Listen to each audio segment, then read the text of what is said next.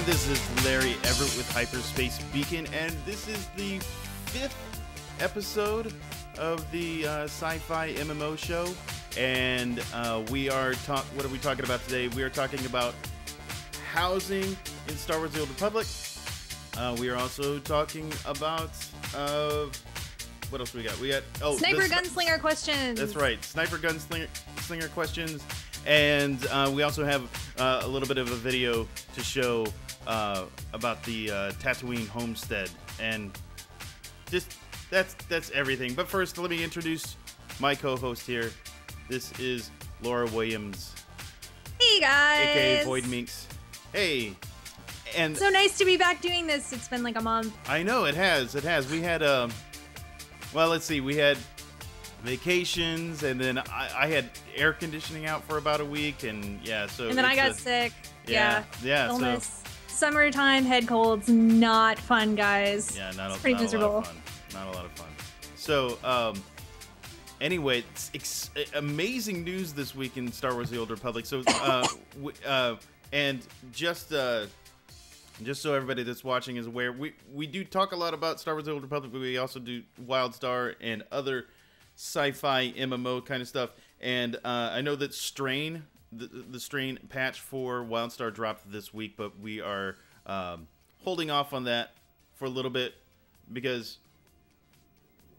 well, a couple of reasons. I definitely want to have somebody else on here as well that has to get a little bit of different perspective. Laura and I are in the same guild, so we kind of experience the same thing as far as Strain is concerned. And yeah, and we also want to give Strain a little bit of time to settle, to see, you know, what it's really like, because right now it's just kind of hype right now, really, right? That's the, you know, videos and yeah. Anyway, so that's that. But we are going to talk about housing first. I want to show. I think the first thing I want to show off. Yeah, I want to show off the. Well, I don't hear you. I lost you. I lost audio on you completely. Sorry, that was me. I muted myself when I was coughing. I can't wait to be the Martha Stewart of the Star Wars world. I'm very excited. I mean, I know I don't really decorate, like you can see behind me here. Nothing on the walls. But I am pretty excited in Star Wars to get in there and start decorating. Yeah, and we'll definitely talk about the decorating system, because it's kind of it's an interesting. It's unique. Yeah, I think. It's unique. We'll get into that in just a minute. But let's talk about the let's first talk about this video that BioWare put out. That is the Tatooine Homestead. Oh yeah, the Tatooine house. Yeah, it's really short. Who doesn't want to live in the desert? Exactly. Yeah. I know we have a lot of people in the guild who are begging to make the Tatooine house the guild stronghold. Are they really? Yeah. Oh my gosh. They were all like, "Please, can we move to Tatooine?" And I was like, I don't really want to live on Tatooine. Yeah. I mean, don't get me wrong. Wait a minute. Can you go back for a second? Oh, yeah. Absolutely. In the video. Yeah. Oh, you want to see? You want to see this? This is what you want to see right there, right? No, not right there. Keep going a little bit further, a little bit more, a little bit more. More. Next frame. I'm looking at the outside. Oh, the outside. Okay, that one. Nope. Keep going. Where are we going? Totally outside. This no, too far. Go back the other way. Go towards the end of the video where they're outside in the sunken in outdoor area. Oh, right. In This the area, pit. this right here. Yeah. Okay, so I have to admit that this is a really interesting screen, and it makes me kind of like the Tatooine house a little bit more. Like, I'm not really a fan of living sort of underground in an igloo, but I do like the outdoor garden, and they almost have kind of like if they put a fountain out there and maybe some fake trees, because I'm not really sure that you could actually grow a tree on Tatooine. Although I suppose you could suspend your disbelief enough for it. Right. But this is really attractive to me. Very, very attractive to me. I do like that as well. In fact, I think that that my main character, this is going to be my, you know, I've got two characters that I'm like, gosh, they both need houses, and this is going to be one of them. is the Tatooine Homestead. It's really. I mean, and look at that. You've got the sunset in the background. I mean, this is just that. Sun's set. My bad. We only see one of them there, but like this looks so beautiful to me, and I really feel like you could do a lot with some outdoor planning, like maybe a nice fire pit and some topiaries, maybe a fountain. I'm really impressed. I love the glowing banners. And it captures for me as a Star Wars fan, it captures that whole Lars homestead from the first. It does. Yeah, from the first movie, and even though I know that in perspective that most people would consider the Lars homestead kind of like a rundown shack, but it's not really. Actually, it wasn't. No, I mean, it was not in the first one, and not because I know people didn't like the first trilogy, but what was it when his mom got remarried again and she was sitting there? Like it kind of looks like that too, and that was actually a pretty big, spacious complex. It was. They had a lot of living area. Mm-hmm. True, most of it was underground, but they had a lot of these sort of sunken in. I guess I'm going to use garden area for lack of a better term to call it. Yeah. Well, I mean, we also had, and you see it here. I'll rewind a little bit here. Where did it go? Not there. There. I mean, you see a ship hangar. You see, there we go. That's a better picture of the ship hangar. You have your ship hangar, which that's kind of reminiscent of like the garage area of and we'll talk more about the ship hangar areas and stuff like that whenever we talk about how you place things in the actual housing. But that's really cool. We got your bedroom. I mean, well, they have that, and they kind of flipped through a lot of the different bed options that you can have. And I got to say, it's pretty hard to decorate in a circular room. I don't know if anyone's ever tried, but they do kind of a nice job of it. And one of the things that they did say is that Tatooine is a very large complex. Tatooine and Nar Shaddaa are both very, very large. And yes, I do want those Datacron things. This room in general is pretty cool. I'm kind of it's an interesting. It's like a grand hall kind of room. I don't remember seeing this in any of the other housing videos that we've seen so far. Anything that like resembles like a grand hall. Although it does look like. Can you see my? No, you can't see my mouse over there. Oh well. But there's there's a doorway. And that's what I was going to point out. But are you talking about on the right side? Yeah, on the right side. Right behind that sort of bright red Datacron. Right. Yeah. So I mean, this is I don't know what that is. I kind of like this room though, and especially with the Sith walking through, really. Well, you know what else I like about it is that it's very well lit, and I think that's one of the things that I always didn't like about Tatooine housing, especially in Star Wars Galaxies, is it always felt very dark, and I don't like places that are dark. I like lots of windows. I like lots of light. I don't want to feel like I'm living in a cave. Right. And I think that showing this homestead, it looks like they did a really good job of making it feel very spacious and airy, and I don't feel like I'm stuck in a little igloo kind of like. Right. I gotcha. One of the things though but speaking of lighting, we'll go back to this outside shot here. Does this mean that it's always going to be nighttime because there's no day-night cycle? Oh, I don't know. Yeah. I don't even know that it is nighttime there. It might just be the light is coming down, although it does look like the sun is setting. Yeah, it does look kind of like dusk, at least. Maybe they have day-night cycles going into your house. I mean, it was kind of hard to tell with Nar Shaddaa because Nar Shaddaa is... Well, it's always dark. You can't really see the sky. Like, it's all artificial Vegas lighting. So... I don't know. That would be really cool if they could. But I mean, look at this bar, and when you zoom out here, stop there. Look at how beautiful that is. Look at that gorgeous gazebo built up on top of the side of the mountain. Yeah. Like into the rock. That right there is gorgeous. Like, I don't love Tatooine, and I probably won't spend the money to buy the homestead on Tatooine, but I do love how that looks. Yeah. I think it is absolutely gorgeous, and if you get somebody that knows how to decorate, that can be beautiful. That'll be awesome. I will look forward to visiting my friends who buy homes on Tatooine. Okay, well, the next thing I want to talk about is we just had, and we'll get into we'll get into actually how you go about decorating everything and whatnot in just a bit. But the next thing I want to talk about is we just got the answers to the sniper questions, and yay! And since I play a sniper, yeah, as some of you know, Laura plays a sniper, and so let's before we get into the specific questions, let's how do you feel about the overall questions and answers? Do you think that you were duly represented, and then do you think that the developers actually gave you a good answer back? Powie is our class rep, and he is awesome. So I definitely think that he does a good job. He asks for a lot of feedback from people in the community. So it's not just him throwing up stuff there.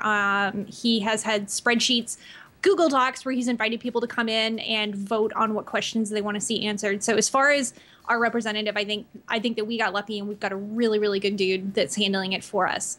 As far as our responses from Blizzard, I was BioWare? Blizzard, BioWare. Oh gosh. Our responses from BioWare, I was slightly disappointed. I mean, I think the questions weren't amazing, but I think that they were a lot better than they could have been. Yeah.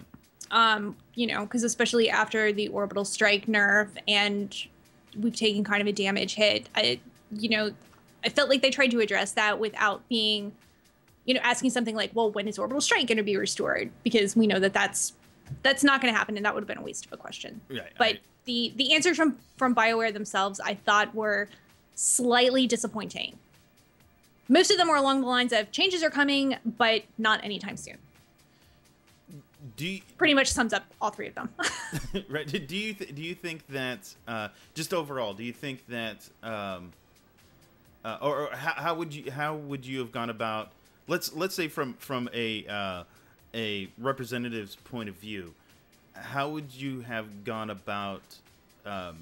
Would you have phrased the questions differently to maybe get a different answer, or where do you think the issue lies? Why BioWare didn't respond, let's say, well, or at least in expected well, manner? the first question talked about PvE, and it talked about our damage. Really, the one spec that they kind of referenced was engineering. They talked about how that can bring pretty decent DPS, so long as you're kind of exploiting the role, because engineering, when they do their roll, they drop basically a row of bombs, and right now there's a way that you can kind of exploit that to roll in place so that you drop all of your bombs in one spot, and then they can explode all at one spot, and it's an insane damage increase. Yeah. I would have liked to see them maybe ask something more about marksman, because I feel like the engineering is weak, and I do think that needed to be addressed. But I feel like I would have liked to see something in there about marksman too, because marksman spec took kind of a hit when they changed orbital strike to remove it from the rotation for single target DPS, and that really wasn't referenced at all. And overall, what BioWare said for their thing was, well, we feel like we reduced some of your damage so that we could give you, because you guys have a lot of utility, and we feel like people are still going to take you to a raid because you have some of these excellent group defensive cooldowns, which is awesome. And, they also said that they're trying to move away from this old school thinking of this class can only DPS, so we need to make their DPS higher, or the amount of damage that they can do higher, to a new way of thinking, which is saying, okay, so you bring this type of raid utility, and we're going to lower your damage a little bit, and we're going to give the other classes a little bit of a DPS buff so that they can kind of compete with you, but we're going to give them different utility as well, because we want everybody to have, we want every class to be able to be viable as a DPS spec in a raid. And we don't want that. But at the same time, we're not going to turn everybody, and their term was into checkers. We're not going to make it so that everything is exactly the same and there's no diversity. So they still want that. They did say that as they move towards this new way of thinking, like that's just, it's going to require some significant changes, and they're going to try to roll those out slowly because it's not something that we can just see in an update. And we will most likely see more in the next actual expansion after Strongholds with the level increase. Now, one of the things that I personally, as I was thinking about this, the whole thing, and I actually wrote something on hyperspacebeacon.com to that kind of addressed this issue. I think that one of and this isn't a slight on the representative personally. Like, this isn't his fault. I don't necessarily know that there's anything specific that he could have done about the whole situation in general. But because he did take questions from snipers and whatnot. So I do think that it is representative of the people that play this class, generally speaking. However, I think that one of the things that's kind of missing from this whole, at least from the question side of it, is that, and this is from a perspective, mind you, that I don't play a sniper. In fact, sniper is the only class. Sniper and gunslinger is one of the few classes. I only have two that I don't have a 55 in. So I think that I think what's missing here, though, is a global perspective. I think that it's very focused on being a sniper and the troubles that snipers specifically have, and it's not taken from a perspective of what a sniper adds to the group besides DPS. And I think that this comes from PvP and from the PvE questions. Both of them seem to kind of say they kind of sound like the community is whining about how things are not how they used to be, or we're not the best anymore, or that kind of thing. It kind of came from that. Oh, I disagree with that. I don't think we're whining at all. Okay, so I and in my piece, I'm gonna read this to you. This is what I paraphrased the questions from my perspective when I was reading the questions. This is what I heard. The first question I heard, my class used to be the best, and now we're the same as everybody else. What are you gonna do about it? And to which BioWare appropriately answered, cough, cough. What was it, Marauders? Cough, cough. Which BioWare appropriately answered, "You're wrong, and here's why." Because they basically, and they went through. Now, this was the only question that I think BioWare went through and said and did a decent job of outlining not only,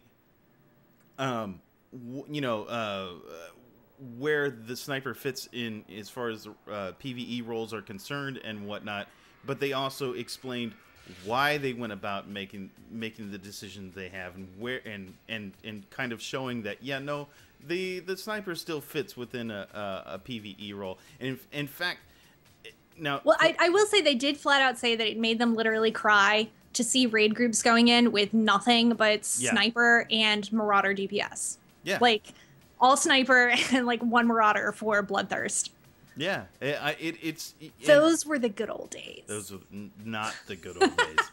Not the good old days. So that's kind of why I got the perspective that it's like the sniper community going, we used to be the best and we used to be the only ones that people wanted into raids, and now we're not, is kind of what I felt that the question was. Well, see, I disagree with that. I would not say that I feel like it's at a point where people don't want to bring snipers. I think that snipers and gunslingers still do bring good DPS. And absolutely. I mean, this game in particular is very unfriendly towards melee.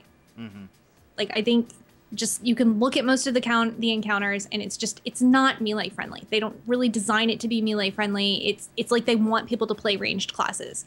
And so, as a sniper can still pump out good DPS. I'm not saying at all, and I don't think that anyone in our class is saying that we don't still put out decent DPS.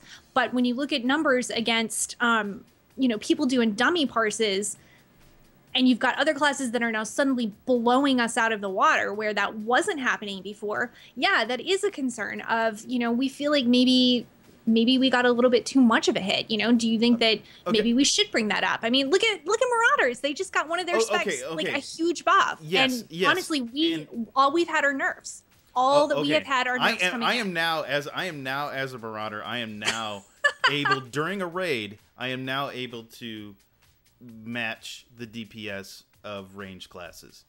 Before, seriously, and I was an Annihilation spec, which I love the Annihilation spec. I could have gone Carnage and could have, upped my DPS and whatnot that way, but that's all it's mostly RNG, and I didn't want to mess with that. I like the steady DPS, and I'm now to the point where I am matching range class DPS in, especially in like large group encounters when there's multiple mobs to deal with.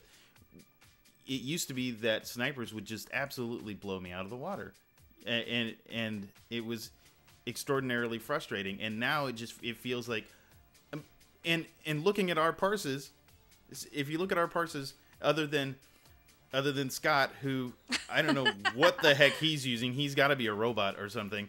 But at any rate, other than our parses, the other DPSs, it'll vary on who has the top spot.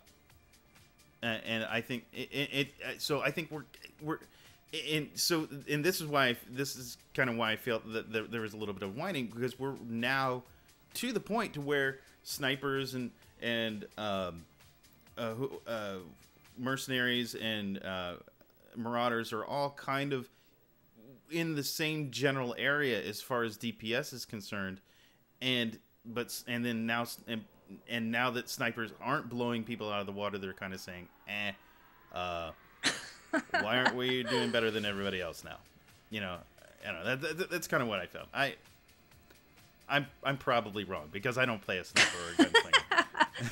Well, I will say it's not fun to see your class receive nothing but nerfs and not see changes in another direction. And I feel like we're kind of at a point, and I think that's what they were trying to ask with these questions. Like, we realized that changes needed to be happen. We realized that you're trying to move in a different direction, but we feel like we're not seeing any changes that help us keep up. And now we've got other classes that are pushing ahead. And, if we're just being brought because of our mass shield, is that enough to keep a raid spot for us? The thing is, though, and I think that is a legitimate reason to bring snipers over another, over another class or whatever. I think, and I know we're talking a lot about PvE, and I do want to get to the PvP question as well. But if everybody's on an even keel, everybody's putting out an equal amount of DPS, generally speaking, the utilities is what's going to differentiate the classes. So that means you're going to want to bring one sniper. You're going to want to bring one mercenary. You're going to want to bring one of. You're not going to want to fill your raid group with all snipers. No, clearly the way to win all encounters is just have 4 snipers and we just drop our shields one right after the other. Right. Exactly. Yes. All right. That is how you win. Pro tip, guys. So, moving on to the PvP question. This question. I don't think this question was whiny at all. Okay. We do need more survivability in PvP, and you can even see it, like back when we were doing guild runs where we had that. If people left me unchecked, I would just pick you off.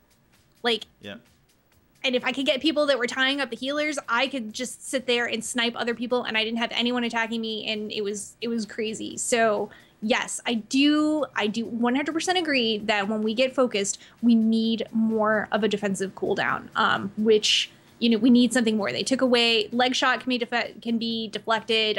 They took away our mass stun with flashbang. They had talked about making evasion give us invulnerability for like 3 seconds.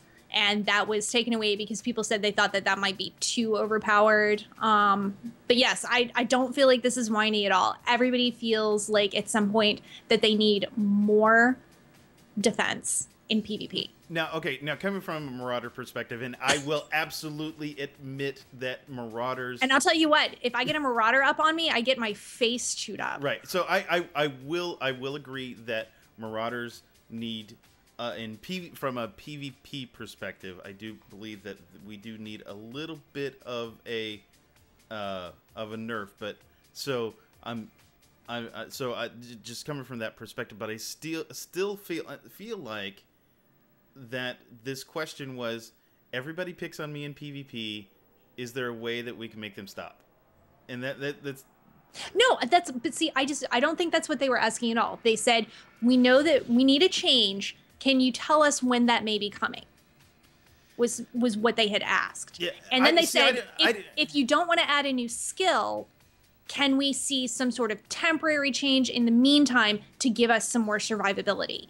Basically, BioWare said, "Yeah, we don't really know. We'd like to hear your thoughts on what you think." And they referenced the evasion thing and said, we were going to give that, but then people said that might be too overpowered, so we pulled it back out. That's pretty much how I summed up the BioWare answer. The BioWare answer was, "I don't know what to do. What do you want to do?" Which was non-answered. But this is a theme. This is a theme that I think that we have seen through the last several round of questions. Not just us, but I think Sorcerer saw that. I think Shadow saw that. Vanguard. Yeah. That's kind of a thing where they're, and I don't know if this is that they're trying to ask for more dialogue back from the players. But I'm a little disappointed in these sort of non-answers. I mean, I guess it's fine if you're saying, because they're the ones who asked and said, we want you to give us a PvP question. I feel like our question was a valid question. So I'm a little disappointed that the answer we got back was, well, there's not really anything in the works, but tell us what you'd like to see. Because I can tell you what I'd like to see is I would like Flash Grenade to hit 5 people again. I'd like to be able to toss it from 35 meters, and I'd like to have my invulnerable evasion for 3 seconds. Now, that's not OP at all. Not at all. Of course not. I think that's awesome and 100% should happen. Now, see, I'm from the perspective that I don't agree that snipers need a defensive buff. I think that, however, that being said, I do think that some other classes might need a little bit of a nerf. So if we're talking about balance here, there is an imbalance. I'd rather them give us a buff than nerf another class, especially because PvP in general is all about burst. Yeah. I mean, this is not, you're not going to be sitting there whittling somebody down. I mean, this is trying to get your target down as fast as possible to eliminate the competition. At the heart of it, that's PvP. And I don't want to say, we'll take away burst from this person. Like, just give me some extra defense. Like, I'm not expecting, if I've got 5 people targeting me, I'm going to go down. It doesn't matter how much defense I have. See, that's an unrealistic expectation for people to assume. I want to be able to survive against 6 people beating on me. That's not realistic. I don't think that's what anybody is asking for right now. But I want to be able, if I've got 1 or 2 people on me, I should be able to have some defense so that I'm not just going down like a $10 hooker. Yeah, I agree. I see that I could definitely, I would like to see, that would be fine. If they don't touch any of the other class defenses or anything along that line, and they just boost sniper up a little bit, maybe even their existing defenses, just, kind of make it a little bit more viable. I mean, I think they went kind of in the right direction where we had, what is it? Not cover screen, but my, and I can't think of the name of it off the top of my head. But my probe that's now on like a 15-second cooldown, like that was, I think, a step in the right direction. I can pop that much more frequently than I could before. That does give me a little bit of extra DPS. But again, if I've got 2 or 3 people beating on me, it's not really very noticeable. Right. And I'd like something that does give me at least a fighting chance, if nothing else, to escape. Yeah. Let me be able to escape and get to help. That might be a good addition. Maybe maybe reducing the cooldown a little bit of the roll that snipers have. because that's on a huge cooldown, especially comparison to the operatives who can do what is it? It's ours is 20 seconds. Yeah, and we get to roll farther. Theirs is shorter, and they can roll twice now before it goes on a 10-second cooldown. Right. So maybe that's a possibility. Maybe reducing that, or maybe making the roll so you can do it one more time. But anyway, so I really don't know. I mean, really, there's no real good. I don't think. Of course, there is the best solution. Yeah. Flashbang. 5 people. I and can't. 30 second, or 30 second. Yeah, that would be awesome. 30-second invulnerability. 3-second invulnerability with evasion. I think those would be great changes. There's far too much crowd control in PvP as it is, and I don't want to see any more added. That's not crowd control. It's not. It totally is. The evasion isn't crowd control. All right, so flashbang is crowd control. But if somebody hits them, it breaks. Yeah, and they're only stunned. They're only stunned for 8 seconds. So, considering that most PvP objectives, it doesn't matter if you kill the guy. You just have to hit the objective, and stunning. No, I'm sorry. Dude, it takes like 10 seconds to cap that door. Right. And 8 seconds to cap a pylon. So anyway, the last one. What's the name of the ability? The last one is basically, this ability is broken. This was the one that I think BioWare just really kind of failed on. This question right here. This ability is broken. You said you were going to fix it. Why haven't you? Is pretty much the question. I forget what the ability is. The name of the ability. They were talking about interrogation probe. Yeah.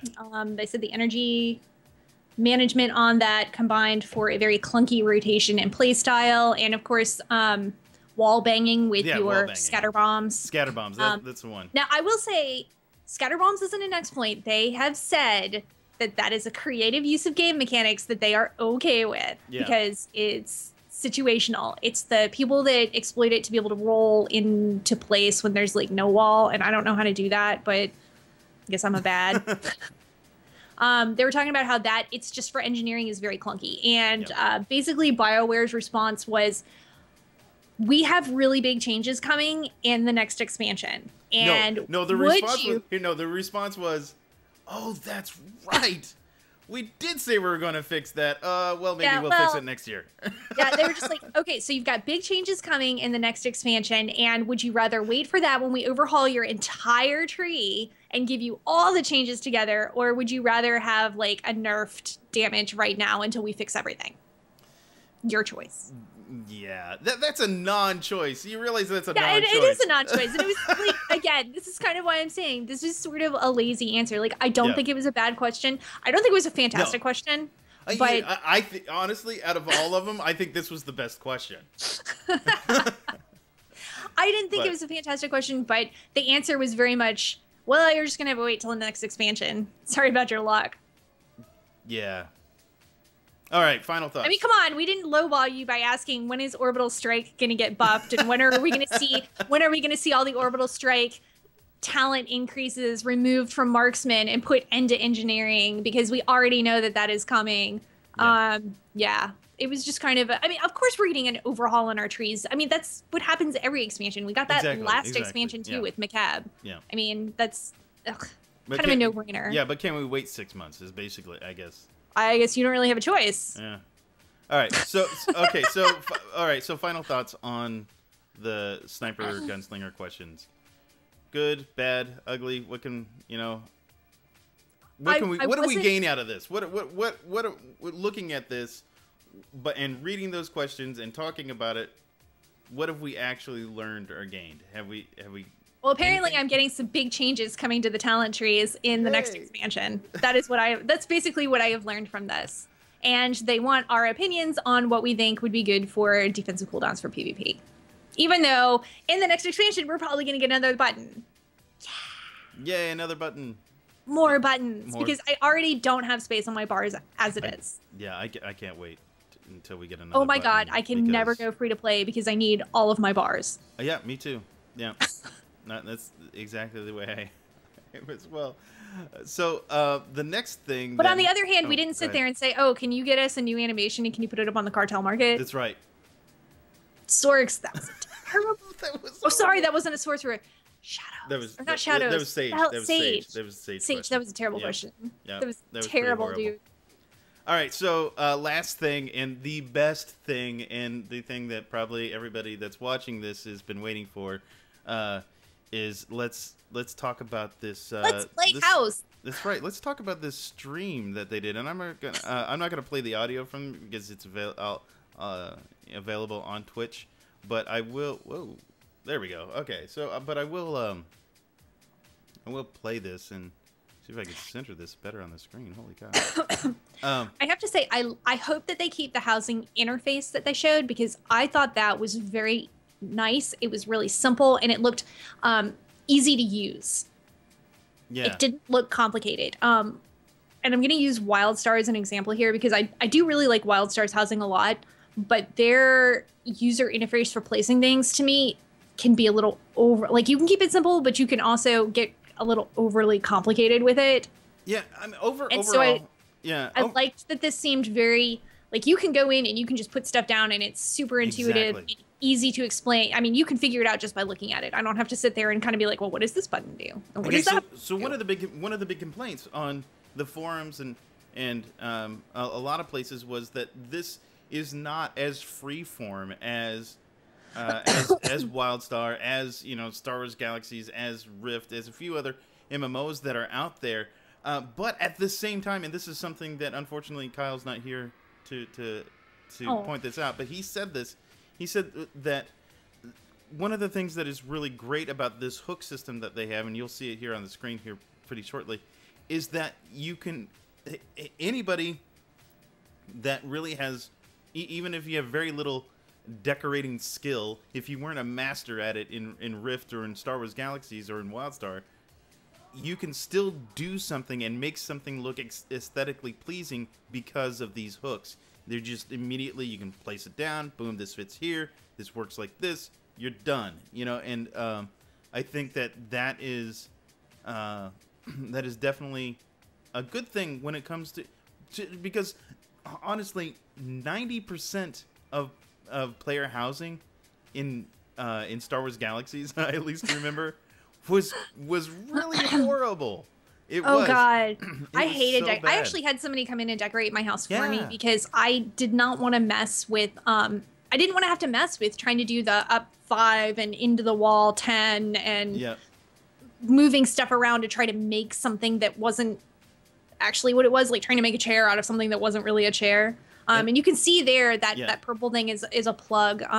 That's one of their hooks. I Yeah. like this. This actually, it's kind of similar to what I thought they were going to have. I know that I had said on Game Breaker that I thought they were going to have pre-made layouts that you could drop. Yeah. That would be like your couch goes here, your chairs go here, your coffee table is in the middle, you've got a lamp on the side, and maybe some end tables, and they here's do the have fireplace. those. They do have those. And basically, that's kind of what we got is these plugs that sort of look like Legos. Yep. And if you saw there in the video there, they put the player's ship in there, which was really cool on this landing pad. And that's what I was talking about with the earlier in the episode. Is that you can put your player ship in there. You can put your That's player really ship. cool. Now it's not functional. You can't No, run that's down right. there and fly off from it. But if you want to make it look like, hey, my ship is landed here, Yeah.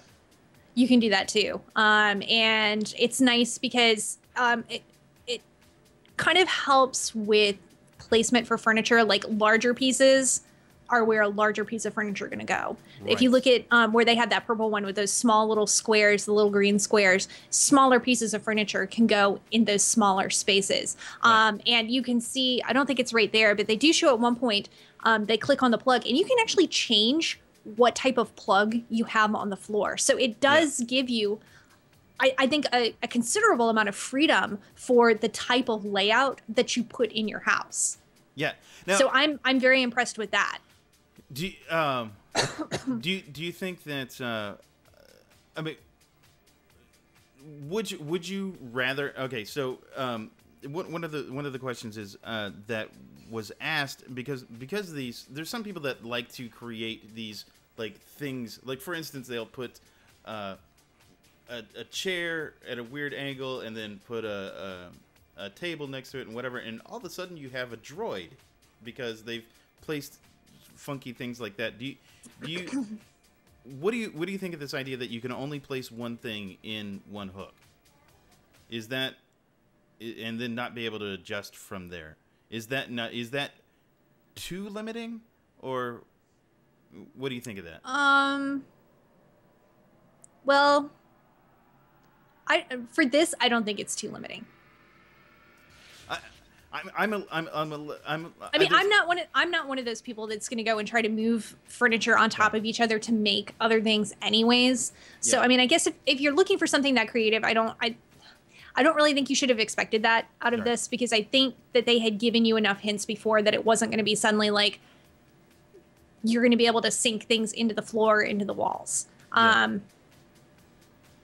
I do think that people have a lot of freedom here. Like, you can still move stuff around, and I think that we are going to have a lot of decoration options. So if you want droids, you can certainly get droids there. You don't need to try to finagle your furniture to make something crazy. I think the one thing there, somebody made this suggestion actually in the forum, like on like first or second page of when they were talking about this, and I think I like this hook system. I do believe that this is absolutely worthwhile to put into housing, and they should. It was worth the devs' time, and because there's some people that were complaining that they wasted their time doing all this. Well, they said specifically that one of the things that they did it for was because there's so many nooks and crannies, and especially Tatooine and Nar Shaddaa have a lot of round rooms, and that can be very hard to decorate with. And so they wanted something that would make it easy for people to have a nice looking house and be able to easily place decorations without having to worry of, oh God, there's an angle here and I can't get this to look right. And WildStar, sometimes you're trying to place a bed or a picture and then it hits an odd angle and suddenly you're all like, it goes from being straight to you're all skewed, or it's like halfway in the wall. And, this, I think, just kind of makes it, I think it makes it easier for people, and they wanted it to be something that would be fun and easy to play around with. And I think they have enough variety in the floor plugs that, I mean, it's not like that's just there. You can go in and say, I don't want something this broken down. I want something bigger. Now, it is one of the things, though, I do wish they would have done is allowed the hooks to be turned off. And that was a suggestion that was made in the forums, like the first or second page, is that for those people that want to have a completely free-form kind of thing, turn the hooks off. And that way they can, if they want that sort of thing, they can do it. And they can start creating these weird designs and give a little bit of freedom for those. But I don't think that should negate the fact that this is an amazing way to do it, and I think that it is a very legit way. And for 90% of us that can't decorate well, this will be good.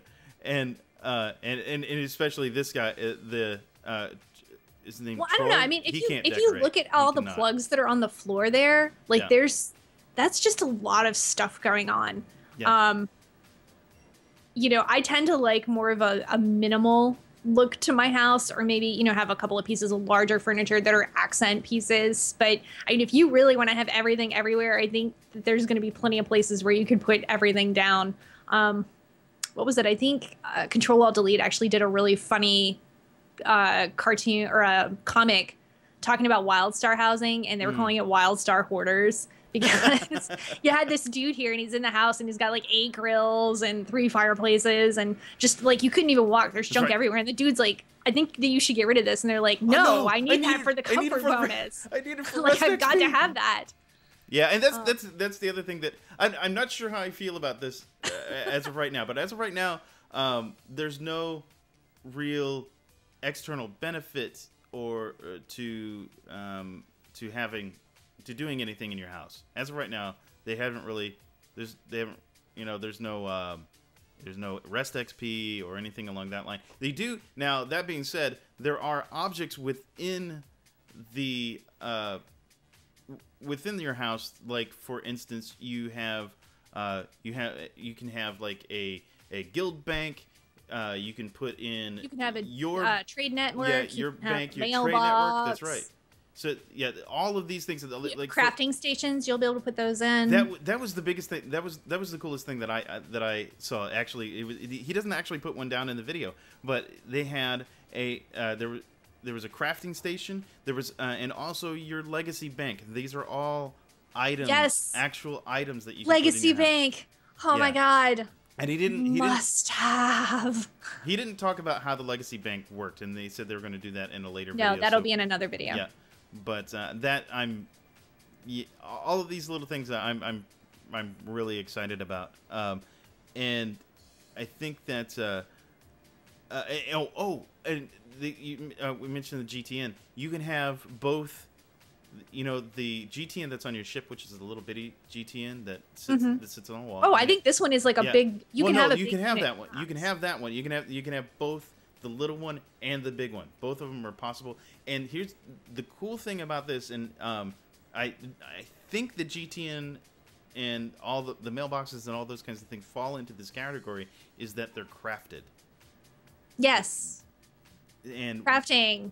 And one of the things that they did say in the video is all types of crafters will be getting stuff that you can use to decorate. It's not going to be regulated to just one crafting type. Everybody is going to be able to make things for the house. I am super excited about that is fantastic that it's going to encompass everybody and not just one specialization. Is your credit is your credit have you got enough credits to be able to buy everything or cartel coins? I foresee a lot of people spending cartel coins. I'm glad that I have been banking mine because I knew that I was going to want to do it for housing. And also decorations. I mean, they talked about how going out, you'll be able to buy decorations off of reputation vendors. You'll be able to get them from raids. You'll be able to get them from drops out in the world. They said pretty much any track that you can get rewards from, you will be able to get decorations from your house. So very, very exciting. It's going to be cool to see what people can come up with. I hope a lot of people list their house on the public network, which, we didn't even talk about that yet. So no, we didn't. They talked about you can invite people to come into your home and check it out while you're there. If you have buddies or whatnot that are really close to you, you can give them a key to your house. And they didn't go into the key system quite a whole lot. I think that's coming in another video. But you can give people a key to your home, and then they can come in even when you're offline. You can list your house as a public house, and when you are online, just random strangers can come and check out how you've decorated and what you've got there. One of the things they said is anybody will be able to click on your decorations and see where it came from. So if you have something really rare and cool, people can come to your house and check it out. So I hope there's a lot of people in a public listing. I had to show this real quick on the screen. Is it sitting on the couch? Sitting on the couch. Boom. And that is, they did say that there were things that you would be able to interact with. Now, that is not interacting with the couch there. Right. It is actually a new emote. So that's something that we're going to be seeing too. Yeah, so I know everybody is going to be happy that there's finally a /sit. Oh, here's Laura's. Oh yeah, there's the thing that I want, my Datacron table. That is so awesome. That makes getting Datacron Master 100% worth it right there. All the Datacrons. Both sides. I've got them all. Now the three emotes that they said that you'll be able to do. You'll be able to sit. There's definitely a recline. We saw that in the video, but they also said lean and lie down. So you'll be able to do all that. And those are sleep on your bed. That's right. As opposed to just sitting on it awkwardly. Right. So, and I got a little bit of audio delay here, but anyway, hopefully it's not affecting it too bad. So, at any rate, so what is one of the questions that was asked during the live stream was about the amount of things that you can put down, which they said right now they don't have any limits as far as that's concerned. No, that's not true. Well, what is there is a finite amount, but they did not say what it was. Right. Well, but I mean, you could look at something like Nar Shaddaa, and you can look at Tatooine. I mean, even just in that video, you can see how many plugs you can put down, and it's just Right. They said that Potentially, you could have hundreds of items in there. Thousands of items in there. If I recall correctly, that the number of items is based off of the number of hooks that you have, and not necessarily and not based off of. So you could have one thing in every hook. There's also a finite number of rooms that you can have in the house too. Right. So. But I don't think they said how many that was either. Yeah. So the only limitation is the number of hooks, and not there's no you won't have. There isn't a number based off of something else other than the hooks. So as of right now, they might change that. And also, and people were asking how many people can be in the house at a time, and the limit. They said that there were ways to upgrade the limits. They said something briefly about that. But I must have missed it because I didn't hear what it was for the limits on how many people could come in. But as far as the video is concerned, they had the number was 70. So I don't know. Oh, yeah, that's a ton of people. Yeah, that's a huge amount of people, and I don't know if that is because that was what the devs could do, because they didn't really get into the exact number specifically. Although they did mention really quickly 70, but that might have been because that's what the how many the dev could invite in there. So that number might adjust in the future. But 70 is a huge amount of people, and it's independent of groups, so they don't have to be in your group. You just have to invite them. So, yeah. Yep. So that's really good stuff. What else are we missing here? I know there's a whole bunch of things that they talked about. I know somebody had asked in the stream if on the Wall of Crazy they could put in something along the lines of if somebody walks on a certain panel, you have floor hooks, and it would just make them start dancing.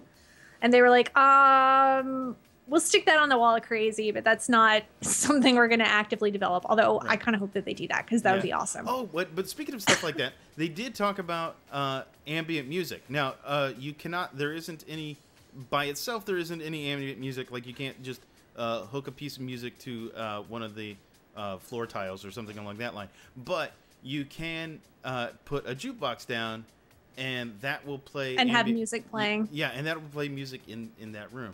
So that's really cool. And I saw in the video, and in fact, I'm going to just so you guys are where I'm going to break some of these things down in a future video, and also on Massively as well, to break some of these individual items down to talk more specific about them. But there is, as far as the jukebox is concerned, there were 4 of them. They did say that they're looking to create more. There are 4, and the 4 jukeboxes were the ones that you also see around the fleet. the fleet, Nar Shaddaa, the cantinas, and those kinds of things. So they do have those, and because who doesn't want cantina music playing in every room of their house? Well, I mean, you do for no other reason, but to kind of set the mood of the room. If you're in the your Sith temple area, if you will, and you want to have dark ambient music playing, that'd be really cool. And you might be able to place the jukebox behind something so it doesn't look out of place in the room. You have all these Sith artifacts, and there's a jukebox. Anyway, but I don't know. You'd have to do some creative use of plug mechanics there. Yeah. One of the other things is they talked about companions and how those work. They said that companions so companions that you have, if it's particular to your character, those companions will appear in your house as they are. In fact, they said you can place them as decorations. Right, you can place them on. Actually, they're going to place an NPC right here, but you could also place a companion right there, and they will be dressed in the armor that you have them in. So if you're looking to display armor or something along that line, that's one of the ways to do it. And the other side of that perspective, though, is if you are on a character that doesn't have that particular companion, that companion will appear as a hollow. Yeah. So for instance, if you are on a Sith warrior and you have Vet as a companion, if you are on that Sith warrior, you go to your house, which, by the way, this is account wide, so any one of your characters can come here anytime and decorate and whatnot. And they did say that you would be able to go cross-faction to the houses. So your Sith can go visit your Coruscant house. Your Jedi can go visit your Drummond Koss house. They didn't describe how that's going to happen, but they were like, we are going to work that in, so you'll be able to go there. Yeah.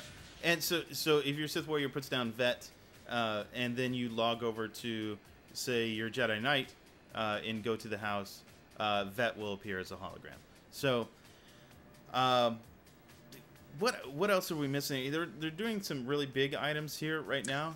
I don't think one of the things that we touched on was the fact that if you want to place multiple items of something, you actually have to own multiple copies of it. And true. You might notice in the thing there where they've got like 50 of 50. Yeah. Obviously, this is a dev account, so they've got probably unlimited numbers of stuff. But yeah, if you want to put multiple things, you have to own multiple copies, just like in real life. Yeah.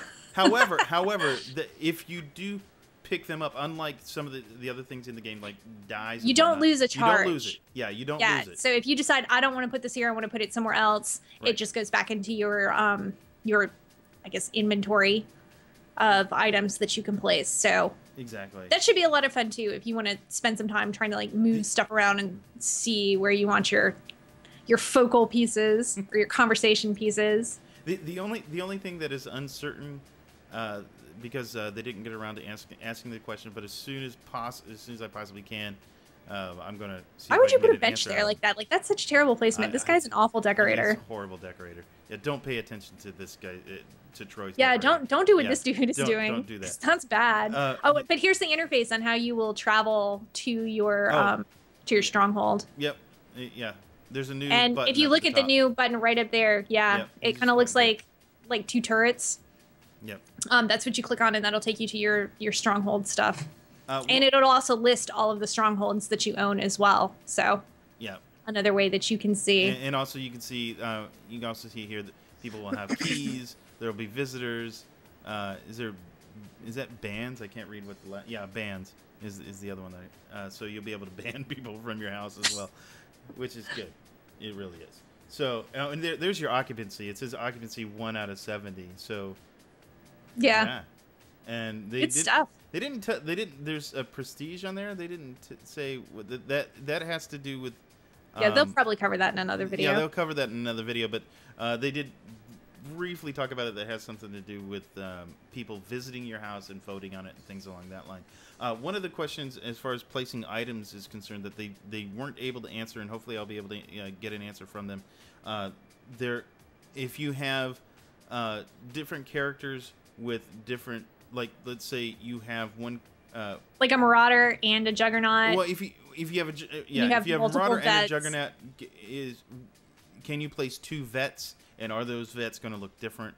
And that they didn't answer that. They weren't able to answer that question. And the other thing is, along the same lines, is if you have 2 characters with the same kind of speeder, are you going to have multiple versions of those speeders? So will you be able to place 2 of them? And I'm guessing the answer to that particular one is going to be yes, but I'm not sure. I want to get that confirmed. So yeah, they didn't really say. I'm a little disappointed that means I can't have an army of Malavi Quins servicing my every need. Yeah, it is a little bit disappointing. But as you saw earlier, you can place NPCs, and I can have naked Twi'lek dancers in my house. So I am mollified that I will be able to have that, yet disappointed at the same time that I won't be able to have an army of Quins at my beck and call. Right. That is... I guess that means now I don't have to worry about buying 25 more character slots and leveling a warrior up to like 18 or 20 to get Quinn. I do think that... Okay, so what are your overall impressions of this? I am really impressed. I actually think it looks a lot nicer than I was kind of expecting. I was trying not to get too hyped about it before because I was like, oh, maybe this is just going to be really bad. And I'm pleasantly surprised. I think that we're looking at I think it's going to be fun. I'm Yeah. excited to get in there and to start decorating. I think want to show off the cool things that I have. I think we're looking at something pretty cool. I'm not. I mean, obviously, it's not to the level of Star Wars Galaxies, but I mean, really, to be honest, I don't think, as far as the age of that game was, I don't think anything is going to meet that. It's not the level of, let's say, it's not WildStar, which has just complete freeform, but it's good. It's definitely good, and I think it'll be enjoyable for most people, and I'm looking forward to it.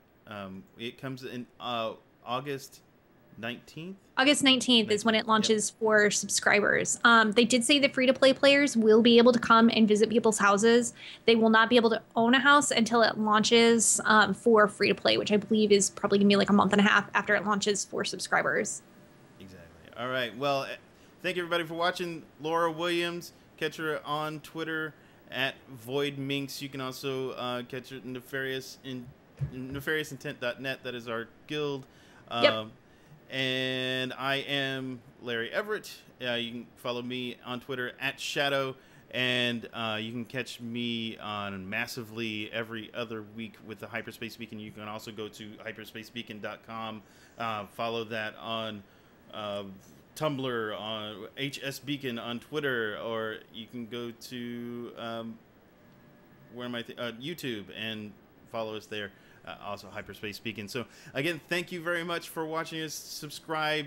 Let us know what you think. If you want to support Hyperspace Beacon financially, you can go everybody should, by the way. Yeah, you can go to patreon.com/hyperspacebeacon and support us there. Thank you very much, and we'll see you next week. Bye-bye. Bye, guys.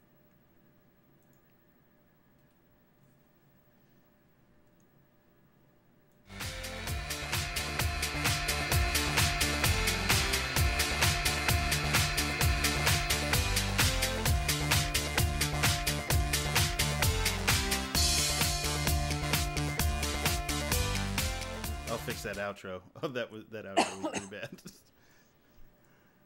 All right. Well, I didn't hear anything, so I'll have to take your word.